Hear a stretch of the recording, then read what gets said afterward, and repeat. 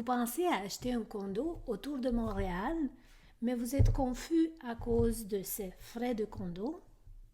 Restez avec moi car je vais tout vous expliquer.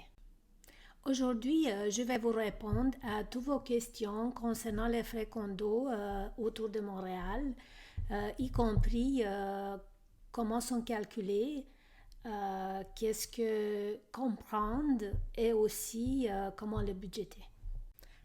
Avant de commencer, n'oubliez pas de vous abonner et activer la cloche pour rien manquer de mes astuces et conseils immobiliers.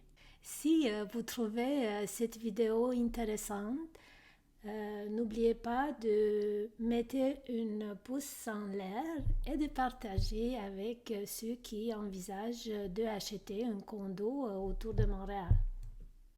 Vous vous êtes déjà demandé à quoi servent réellement les frais de condo ou pourquoi ils peuvent varier autant d'un immeuble à l'autre? Comme vous voyez dans cet exemple, aujourd'hui le 12 juin 2024, j'ai sorti deux condos qui sont présentement sur le marché à Laval. Le premier condo a une évaluation de 255 000 et le deuxième une 335 000.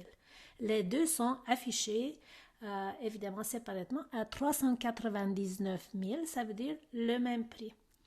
Alors comme vous voyez, pour le même prix, les dépenses, les frais de condo sont totalement différents. Le premier est 100 $ par mois et le deuxième c'est 507 $ par mois.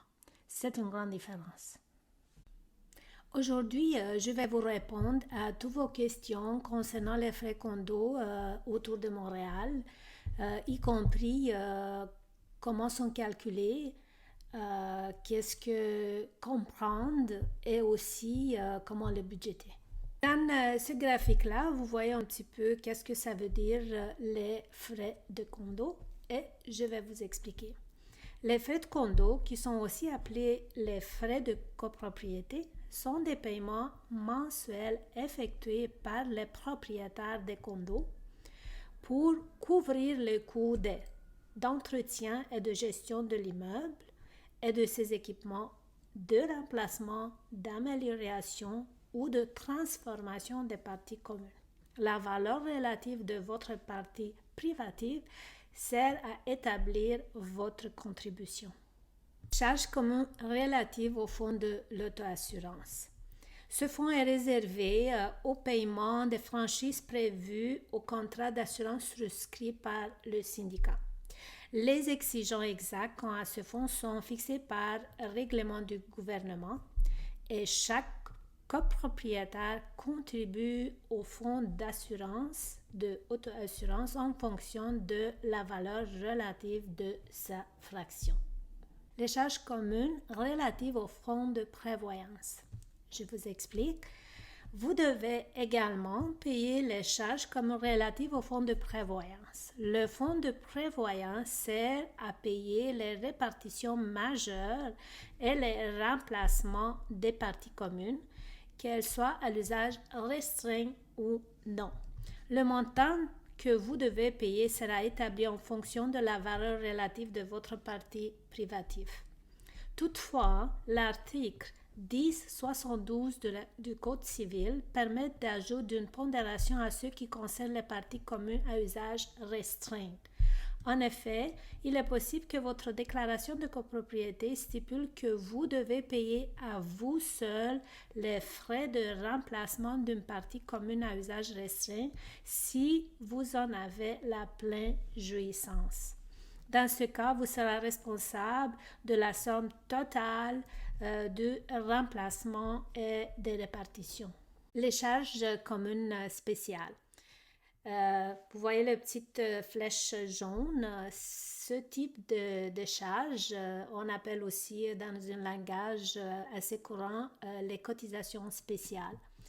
Ça arrive occasionnellement que le syndicat doit établir une cotisation spéciale qui n'a été pas prévu dans le budget prévisionnel, dans le budget annuel. Ce type d'appel de fonds est souvent relié à des travaux qui doit entreprendre le syndicat sans pouvoir recourir au fonds de prévoyance, et ça peut être en raison de la nature des travaux, aussi pour ne pas vider le fonds de prévoyance. Lorsque vous budgétez pour un condo, considérez pas juste l'hypothèque. Il faut considérer les taxes et les frais de condo. Aussi, il ne faut pas oublier que avant la promesse d'achat ou lorsque la promesse d'achat est en vigueur, il faut toujours très bien vérifier tous les documents de copropriété, voir l'état financier, voir le budget annuel et voir s'il y a des cotisations spéciales et ça va être qui va payer les cotisations spéciales. Alors s'il faut budgéter une cotisation spéciale ou plusieurs, il faut aussi considérer dans votre budget pour l'achat d'un condo.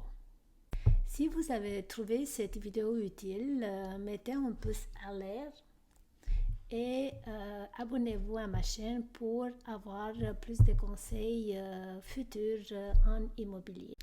Avez-vous des questions ou des sujets que vous voulez que je couvre? Mettez un commentaire ici dessus et je vais préparer pour vous dans une vidéo future. Et n'oubliez pas surtout de partager cette vidéo avec vos amis, famille ou quelqu'un qui vous connaissez qui cherche un condo à Montréal ou autour de Montréal. Merci pour regarder mon vidéo.